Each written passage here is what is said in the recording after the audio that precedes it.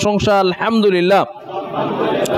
দুরূদ এবং সালাম বর্ষিত হোক প্রিয় নবীর প্রতি, যিনি এই ঈদের সালাত আদায় করেছেন এবং ঈদ আল্লাহ রাব্বুল আলামিনের প্রবর্তনের পর থেকে তিনি এই মুসলিমদের অন্যতম উৎসব, অন্যতম বড় উৎসব এই ঈদুল আজহার সালাত নিজে আদায় করেছেন সাহাবীদেরকে নিয়ে, মহিলাদের সহ। সেই রাসূলের জন্য অযুত দ্বারায় বর্ষিত হোক শান্তির বাণী, আল্লাহুম্মা সাল্লি আলাইহি আল্লাহুম্মা বারিক আলাইহি। সম্মানিত উপস্থিতি, আজকে হলো ঈদুল আজহার দিন। ঈদ অর্থ আপনারা জানেন যেটা বারবার ঘুরে আমাদের মাঝে আসে, আদা ইয়াউদু ঈদান। আর ঈদ বলতে এভাবে আমরা খুশি, আনন্দ, উৎসব এটাকে বলে থাকি। আর আবহা শব্দটা দোহা থেকে যদি আসে তাহলে এটার অর্থ হবে সকালবেলা, যেহেতু এই ঈদের সবগুলি কাজই প্রায় সকালবেলা করতে হয়। সকালে আমরা সালাত আদায় করেছি, তারপরে তাকবীর বলতেছি, আমরা কুরবানি করব সকালবেলা, এই জন্য এটাকে ঈদুল আজহা বলা হয়। আর যদি আদাহি শব্দ থেকে আসে তাহলে এই দিনে কুরবানি করা হয়, মানে পশু জবাই করা হয় এই দিনে, এই জন্য এটাকে ঈদুল আজহা বলা হয়। এই ঈদে আরেকটা নাম হলো কুরবানির ঈদ। কুরবানি শব্দটা ফার্সি শব্দ, আর আরবিতে বলা হয় কুরবান।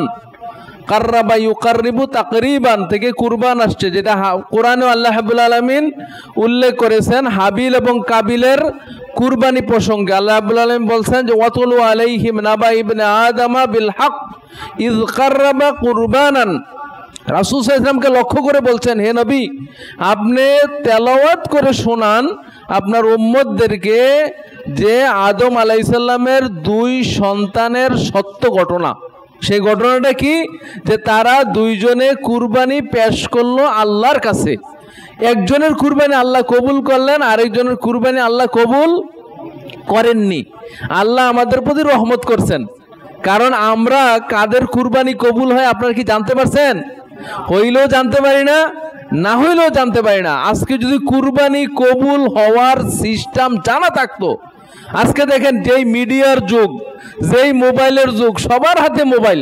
এখন ধরেন মসজিদের ইমাম সাহেব কুরবানি দিচ্ছেন, অথবা আপনাদের ডিসি সাহেব কুরবানি দিচ্ছেন, এসপি সাহেব কুরবানি দিচ্ছেন, মুফতি সাহেব কুরবানি দিচ্ছেন, আর সবাই মোবাইলে লাইভ চলতেছে যে কার কুরবানি কবুল হয় আর হচ্ছে না।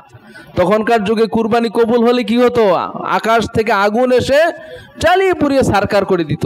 এখন দেখেন কারো কুরবানি যদি কবুল না হতো আর এটা যদি দৃশ্যমান হয়ে যেত, তাহলে মানুষের সম্মান, ইজ্জত এটা থাকতো না। কারণ মানুষকে সবাই তাকে তুচ্ছ তাচ্ছিল্য করতো যে তোমার কুরবানি কবুল হয় না।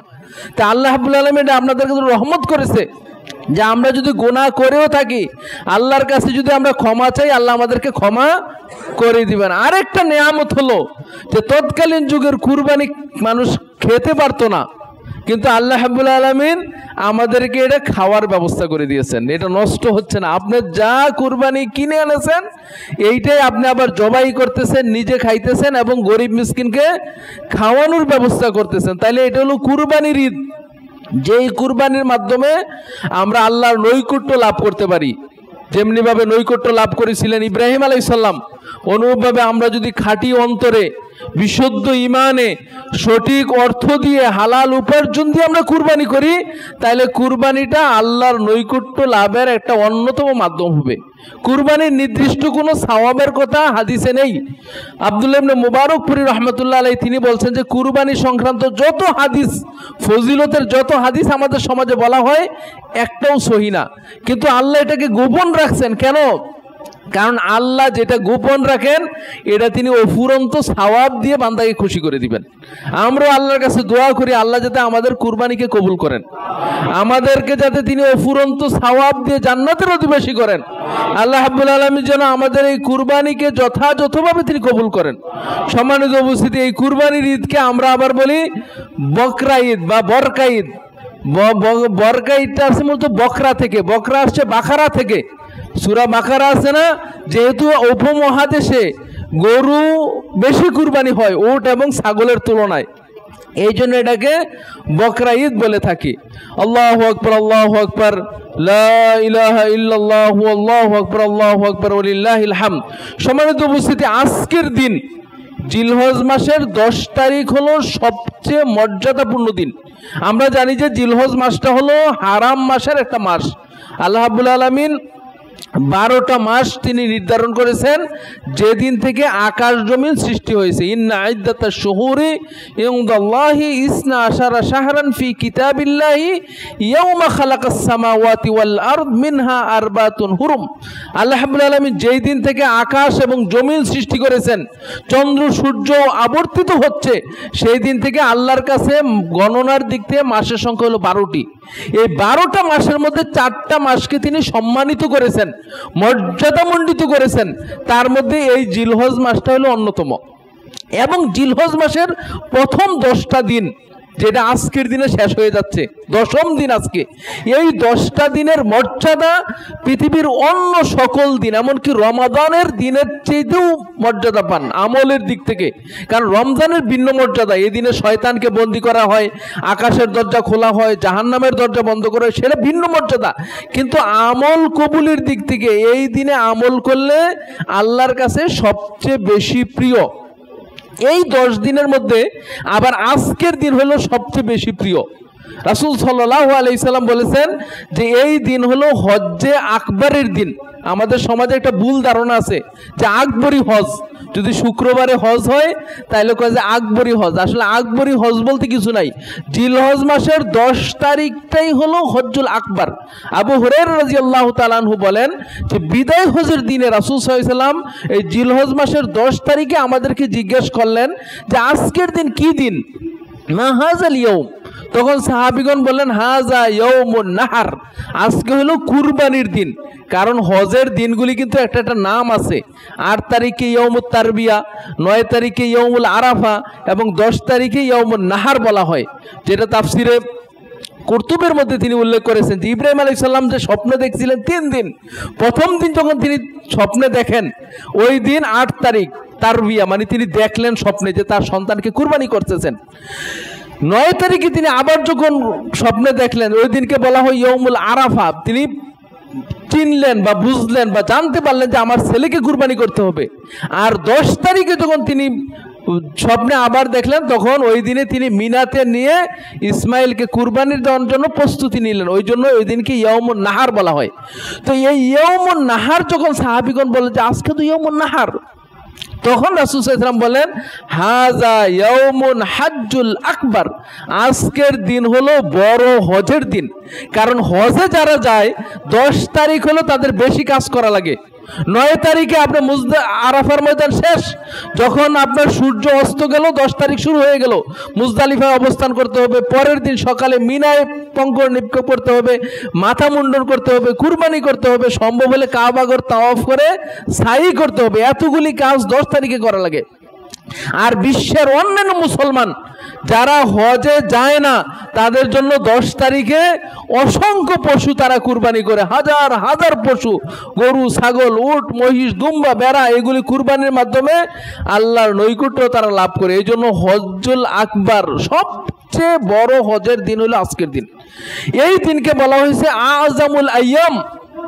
রাসূল সাল্লাল্লাহু আলাইহি ওয়াসাল্লাম বলেছেন ইন্না আযামুল আইয়ামি ইনদাল্লাহি ইয়াউমুন নাহার, আল্লাহর কাছে সবচেয়ে বড় দিন। ইবনে কাসির রাহমাতুল্লাহ আলাইহি বলছেন যে সপ্তাহের মধ্যে শ্রেষ্ঠ দিন হলো জুমার দিন, আর বছরের মধ্যে শ্রেষ্ঠ দিন হলো আজকের দিন।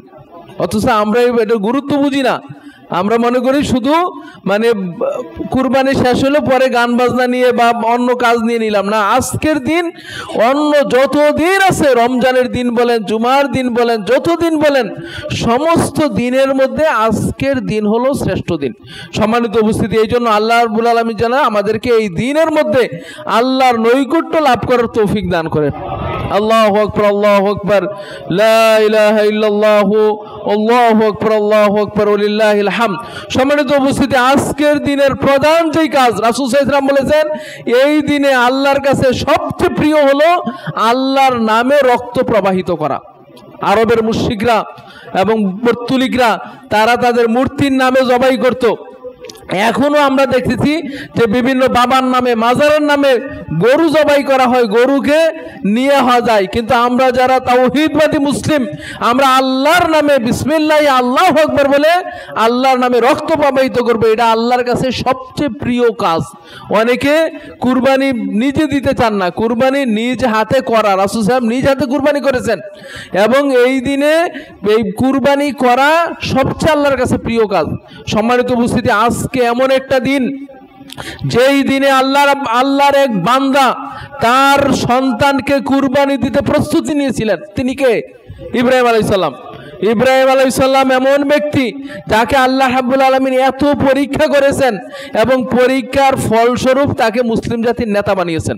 আল্লাহ বলছেন যে আমি ইব্রাহিমকে অনেক বিষয় পরীক্ষা করেছি, ইব্রাহিম পরীক্ষায় পাশ করেছেন আর তাকে আমি নেতা বানিয়ে দিলাম। আমাদের জীবনটাও কিন্তু পরীক্ষার, আমাদের জীবনটা পদে পদে পরীক্ষার।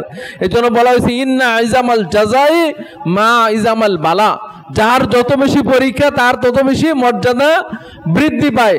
তো আজকের এই দিনে তার এক বান্দা তার সন্তানকে কুরবানি দিতে প্রস্তুতি নিয়েছিলেন। আল্লাহ বলতেছে যে আমি যদি ইব্রাহিমকে ডাক না দিতাম, ওয়ানাদাইনাহু ইয়া ইব্রাহিম কাদ সাদ্দাকতা রুইয়া, আমি ইব্রাহিমকে ডাকলাম, যদি না ডাক দিতাম ইব্রাহিম জবাই করে দিত। সেই বান্দা হলেন ইব্রাহিম আলাইহিস সালাম। আজকের দিনে এই কাজটা করেছিলেন। আজকের দিনে এমন এক বান্দা যিনি নিজেকে কুরবানি হতে, নিজেকে আল্লাহর রাস্তায় সঁপে দিতে, তার জীবনকে বিলিয়ে দিতে প্রস্তুতি নিয়েছিলেন, তিনি ছিলেন ইসমাঈল আলাইহিস সালাম। তিনি আমাদের হুজুররা তো অনেক ইতিহাস বলে যে ইসমাঈল আলাইহিস সালাম কাপড় বাঁধতে বলেছিলেন, হ্যাঁ, তাই তিনি যাইতে চাইছিলেন না, কিন্তু কোনো ইতিহাসে সত্য নয়। বরং আল্লাহ কোরআনে বলছেন ফালাম্মা আসলামা, যখন তারা দুইজনে ইসলাম কবুল করলো, মানে মেনে নিল। ইব্রাহিম কুরবানি করতে, ইসমাইল কুরবানি হতে, এটা কি শিক্ষা দেয়? যে ইসমাইল আলাইহিস সালাম তার রবকে সন্তুষ্টির জন্য নিজের জীবন দিতে চেয়েছিলেন, কিন্তু আমরা আজকে পশু জবাইয়ের আগে আমাদের শরীরের মধ্যে, আমাদের মনের মধ্যে যে পশুত্ব রয়েছে, মানুষের মধ্যে মানুষত্ব এবং পশুত্ব দুইটাই বাস করে। আপনি যদি মানুষত্বকে লালন করতে না পারেন তাহলে পশুত্ব আপনার উপরে চড়ে বসবে। আপনার আচরণ এমন হবে, আপনার কাজকর্ম এমন হবে, আপনার আচার আচরণ কথাবার্তা এমন হবে যে পশুকেও হার মানাবে। একজন পশু আরেকজন পশুকে নির্দয়ভাবে মারে না, কিন্তু মানুষ এটা করে রাজনৈতিক খেলার জন্য, নিজের দাপটের জন্য, অন্য দলকে ঘায়েল করার জন্য আমরা সব কিছু করতে পারি, এগুলো পশুও করে না। কিন্তু পশুত্বকে যদি আজকে কুরবানি দিতে পারেন, পশুর গায়ে ছুরি লাগানোর আগে আপনি যে পশু কুরবানি করবেন, গরু ছাগল, এইটার গলায় ছুরি লাগানোর আগে নিজের পশুত্বকে যদি আপনি কুরবানি করতে না পারেন তাহলে আপনি মানুষত্ব হতে পারবেন না। এই জন্য মানুষত্ব হওয়া জরুরি। সম্মানিত উপস্থিতি, এই দিন এমন একটা দিন যেই দিনে মুহাম্মদ সাল্লাল্লাহু আলাইহি সাল্লাম 100 উট কুরবানি করেছিলেন। বিদায় হজের মাঠে যখন তিনি উপস্থিত হলেন, 100 উট নিয়ে তিনি এসেছেন তার পক্ষ থেকে কুরবানি করার জন্য। বর্ণায় আছে 63টা অথবা 67টা উট তিনি নিজে নহর করেছেন, আর বাকি উটগুলিকে আলী রাদিয়াল্লাহু তাআলার জন্য তিনি দিয়েছেন। তো এই দিন হলো সেই দিন, এমন মহান দিন। আল্লাহু আকবার, আল্লাহু আকবার, লা ইলাহা ইল্লাল্লাহু, আল্লাহু আকবার, আল্লাহু আকবার, ওয়ালিল্লাহিল হামদ। আল্লাহ রাব্বুল আলামিন আমাদের কাছ থেকে সন্তানকে কুরবানিও চাচ্ছেন না, নিজেদেরকে কুরবানি করে দিয়েও চাচ্ছেন না, 100 উটও চাচ্ছেন না, সামান্য সামর্থ্য অনুযায়ী কুরবানি দেওয়ার কথা বলা হয়েছে। মান কানা লাহু সাআতুন ওয়া লাম ইউদাহি ফালা ইয়াকরাবান্না মুসাল্লানা, বলা হয়েছে যার সামর্থ্য আছে সেই কুরবানি দিবে। আর এই কুরবানির জন্য কি বলা হয়েছে? ফাসাল্লি লিরাব্বিকা ওয়ানহার, তোমার প্রভুর জন্য কুরবানি করো। আল্লাহর কাছে এই গোশত মাংস কিছুই পৌঁছে না, পৌঁছে কি? তাকওয়া, আমাদের অন্তরের যে বিশ্বাস, অন্তরের যে ভয়, অন্তরের যে চিন্তা, যেই নিয়তে, যেই আশায়, যেই ইচ্ছা আপনি কুরবানি দেন, সেই কুরবানিটাই আল্লাহর কাছে পৌঁছে। আমরা দোয়া করি, আল্লাহ আপনি আমাদের কুরবানিকে কবুল করুন, আপনি আমাদের এই পশু যেগুলি ক্রয় করেছি এইগুলির কুরবানিকে আপনি কবুল করুন, এবং আমাদেরকে ওই বান্দাদের অন্তর্ভুক্ত করুন যাদেরকে আপনি ক্ষমার প্রাপ্তদের অন্তর্ভুক্ত করেছেন। আপনি আমাদেরকে ওই বান্দাদের অন্তর্ভুক্ত করুন আপনি যাদেরকে জান্নাতের মেহমান বানিয়ে নিয়েছেন। আল্লাহ আপনি আমাদেরকে তাদের অন্তর্ভুক্ত করুন যাদেরকে আপনার প্রিয়ভাজন করে নিয়েছেন। আল্লাহু আকবার, আল্লাহু আকবার, লা ইলাহা ইল্লাল্লাহু, আল্লাহু আকবার, আল্লাহু আকবার, ওয়া লিল্লাহিল হামদ। সম্মানিত উপস্থিতি, আজকের দিনের দুইটা বড় কাজ। একটা কাজ আমরা করলাম ফাসাল্লি লিরাব্বিকা ওয়ানহার, আমরা সালাত আদায় করেছি, বাকি রয়েছে কুরবানি। আপনারা যারা সিয়াম রেখেছেন মানে খান নাই এতক্ষণ, তারা ইচ্ছা করলে এই সালাতের পরেও খেতে পারেন, অথবা সবচেয়ে ভালো সুন্নত হলো কুরবানির পশুর গোশত দিয়ে যদি আপনি খেতে পারেন সম্ভব হলে। তারপরে যারা নখ চুল এতদিন কাটেন নাই, এখন কাটতে পারবেন। এক রাস্তা দিয়ে আসছেন, অন্য রাস্তা দিয়ে যাবেন, তাকবীর বলতেই থাকবেন 13 তারিখ আসর পর্যন্ত। তাকবীরে মুকাইয়াদ যেটা আপনার সালাতের পরে এই তাকবীর চলতেই থাকবে, আর মাঠে ঘাটে তো সবসময় পড়তেই থাকবেন। কুরবানির জন্য 5টা শর্ত আছে। আমরা অনেকে কুরবানি নিজে করতে চাই না। 1 নম্বর শর্ত হলো বিসমিল্লাহ বলে জবাই করতে হবে, কমপক্ষে ছোট দোয়া বিসমিল্লাহ।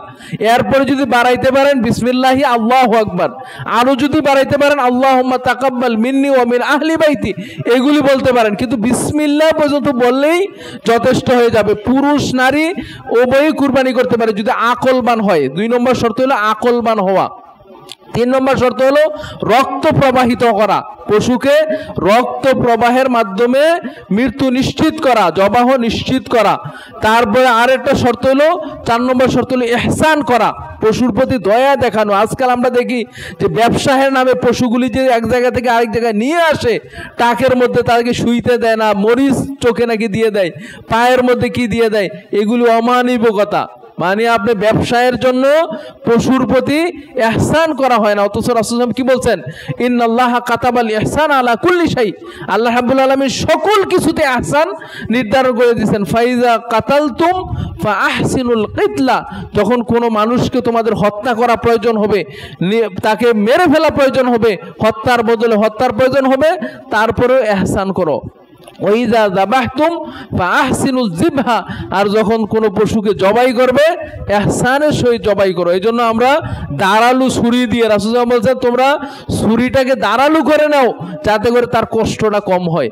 এই জন্য ছুরি দাঁড়ালু দিয়ে আপনার জবাই করবেন। এবং সর্বশেষ শর্ত হলো মুসলিম এবং আপনার অথবা আহলি কিতাব হওয়া। যেহেতু আমরা মুসলিম, আলহামদুলিল্লাহ, মুসলিম ব্যক্তি, আকলবান ব্যক্তি যদি হন, নারী পুরুষ সবাই জবাই করতে পারে। পবিত্রতা জরুরি না, পবিত্র হইলে ভালো, কিন্তু এটা জরুরি না। এই নিয়মে আমরা আল্লাহর রাস্তায় আমাদের পশুগুলিকে জবাই করব। আল্লাহু আকবার, আল্লাহু আকবার, লা ইলাহা ইল্লাল্লাহু আল্লাহু আকবার, আল্লাহু আকবার ওয়া লিল্লাহিল হামদ। সম্মানিত উপস্থিতি, পশু জবাইয়ের পরে আমরা পশু নিজেরা খাবো। কুলু ফাকুলু মিনহা ওয়া আত'আমুল কানি আল মু'তার, অন্য হাদিসে তো বাইসাল ফাকির বলা হয়েছে, যারা চায় যারা চায় না, যারা দুস্থ যারা ফকির, তাদেরকে তোমরা দাও। এই জন্য আমরা আলহামদুলিল্লাহ যাদের সামর্থ্য আছে তারাই তো কুরবানি দেয়। আপনারা সামর্থ্য আছে, আপনারা সারা বছর গোশত কিনে খেতে পারবেন। সুতরাং আজকে যেহেতু কুরবানিটা আল্লাহর নামে দিয়েছেন, তার নিদর্শন স্বরূপ আপনারা কিছু খাবেন, বাকি কিছু অংশ পরিবার পরিজন বা আত্মীয় স্বজন যারা আছে, পাড়া প্রতিবেশীর মধ্যে যারা গরিব আছে, কোনো একটা ঘর যাতে বাদ না থাকে যে আপনার চেনা জানা যে কুরবানি দেয় নাই, তার ঘরে যাতে আপনার এক টুকরা মাংস পৌঁছে যায়, এক টুকরা গোশত পৌঁছে যায়। এটাই হলো নিদর্শন যে আল্লাহ আমাদের উপর নিয়ামত করেছেন, আমরা খেতে পারি এবং মানুষকে খাওয়াবো। আল্লাহ রাব্বুল আলামিন আমাদেরকে বুঝার তৌফিক দান করুক। আল্লাহু আকবার, আল্লাহু আকবার, লা ইলাহা ইল্লাল্লাহু আল্লাহু আকবার, আল্লাহু আকবার ওয়া লিল্লাহিল হামদ। সম্মানিত উপস্থিতি, আমরা দীর্ঘ করব না, আমরা এখন দোয়া করব। আপনারা ঈদের মাঠের একটা রাসূল সাল্লাল্লাহু আলাইহি ওয়াসাল্লামের বিশেষ সুন্নত হলো দান সদকা করা। রাসূল সাল্লাল্লাহু আলাইহি ওয়াসাল্লাম পুরুষদেরকে নসিহত করেছেন, দান গ্রহণ করেছেন। তারপরে বেলাল রাদিয়াল্লাহু তাআলা আনহুকে নিয়ে মহিলাদের কাছে তিনি চলে যেতেন এবং মহিলাদের কাছে তিনি ওয়াজ করতেন এবং তাদের কাছে দান গ্রহণ করতেন। আমাদের মা বোনগণ উপরে রয়েছেন, আমরা বলবো যে আপনাদের মধ্যেও যারা সামর্থ্যবান রয়েছেন, আজকের এই দিনের জন্য, এই রাসূল সাল্লাল্লাহু আলাইহি ওয়াসাল্লামের সুন্নতকে উজ্জীবিত করার জন্য আপনারা আপনাদের সাধ্যমতো দান করেন। আমরা আল্লাহর কাছে দোয়া করি আল্লাহ রাব্বুল আলামিন যেন আমাদের কুরবানিকে কবুল করেন। আল্লাহ রাব্বুল আলামিন যেন আমাদের এই 10 দিনের ইবাদতকে কবুল করেন। আল্লাহ রাব্বুল আলামিন যেন আমাদেরকে সত্যিকারের ঈমানদার মুসলিম হওয়ার তৌফিক দান করেন। আল্লাহ রাব্বুল আলামিন যেন আমাদেরকে সত্যিকারের ঈমানদার এবং মুসলিম হয়ে ইন্তেকাল করার তৌফিক দান করেন। আমাদের মধ্যে যারা ইন্তেকাল করেছেন, আমাদের পিতা মাতা আত্মীয় স্বজন, আল্লাহ রাব্বুল আলামিন তাদেরকে জান্নাতের অধিবাসী করুক।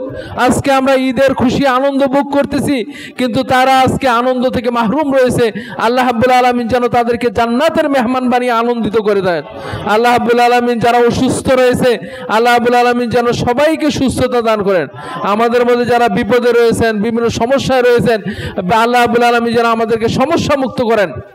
রব্বানা আতিনা ফিদ দুনিয়া হাসানা ওয়া ফিল আখিরাতি হাসানা ওয়া কিনা আযাবান নার। সম্মানিত উপস্থিতি, ফিলিস্তিনের কথা আপনারা জানেন যে আহলে হাদিস আন্দোলন বাংলাদেশের পক্ষ থেকে ফিলিস্তিনের জন্য কুরবানির ব্যবস্থা করা হয়েছে এবং খাবার দাবারের ব্যবস্থা করা হয়েছে। এই প্রজেক্ট চলমান রয়েছে। আমরা জুমার খুতবাতেও বলেছি, আপনারা এই বিশেষ দিনে, যেহেতু এই বিশেষ দিনে যে কোনো আমল আল্লাহর কাছে সবচেয়ে বেশি প্রিয়, আপনি আমাদের গুনাহ খাতাকে ক্ষমা করুন। আল্লাহ আপনি আমাদের কুরবানিকে কবুল করুন, আমাদের সালাত সিয়ামকে কবুল করুন, আমাদের জিকির আজকারকে কবুল করুন, আমাদের পিতা মাতাদেরকে আপনি ক্ষমা করুন, আমাদেরকে আপনি সুস্থতার সহিত জীবনযাপন করার তৌফিক দান করুন, আমাদেরকে আপনি নিরাপত্তার সহিত জীবনযাপন করার তৌফিক দান করুন। আল্লাহুম্মা আইজ্জিল ইসলাম ওয়াল মুসলিমিন, আল্লাহুম্মা আইজ্জিল ইসলাম ওয়াল মুসলিমিন, আল্লাহুম্মা আনসুরিল মুজাহিদিনা ফি ফিলিস্তিন, আল্লাহুম্মা আনসুরিল মুসলিমিনা ফি ফিলিস্তিন, আল্লাহুম্মা আনসুরিল মুসলিমিনা ফি কুল্লি মাকান।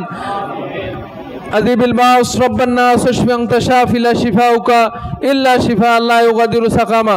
ربنا آتنا في الدنيا حسنة وفي الآخرة حسنة وقنا عذاب النار. ربنا آتنا في الدنيا حسنة وفي الآخرة حسنة وقنا عذاب النار. عباد الله رحمكم الله، إن الله يأمر بالعدل والإحسان وإيتاء ذي القربى وينهى عن الفحشاء والمنكر والبغي يعظكم لعلكم تذكرون.